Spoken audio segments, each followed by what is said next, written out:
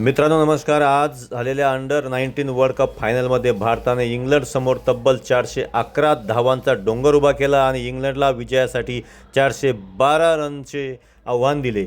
मित्रांनो या स्कोअरमध्ये वैभव सूर्यवंशीचा सिंहाचा वाटा आहे असे म्हटल्यास वावगे ठरणार नाही। मित्रांनो वैभवने धडाकेबाज फटकेबाजी करीत 80 बॉलमध्ये 175 धावा कुटून काढल्या। अंडर-19 मध्ये 175 रन बनवणारा वैभव हा पहिलाच बॅट्समन ठरला आहे। तसेच एशिया कप फायनलमध्ये 172 रन काढणारा समीर मिन्हास याचा रेकॉर्ड वैभवच्या खेळीने मोडीत काढला। तसेच अंडर-19 वर्ल्ड कप फायनलमध्ये सर्वात जास्त रन काढणारा वैभव पहिला खेळाडू ठरला आहे।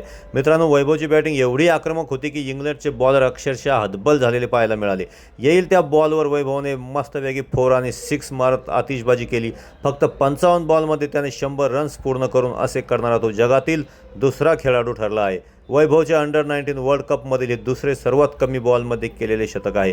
मित्रांनो प्रेक्षकांना 4 आणि 6ची आतिषबाजी पाहायला मिळत असताना त्याने आज अंडर-19 मधील एकाच सीझनमध्ये सर्वात जास्त 20 सिक्स मारून डेव्हाड ब्रेविसचा 2022 मधील 18 सिक्सचा रेकॉर्ड देखील मोडीत काढला। तसेच वैभवने आज केवळ 71 बॉलमध्ये सर्वात कमी बॉलमधील 1.5 शतक देखील साजरे केले।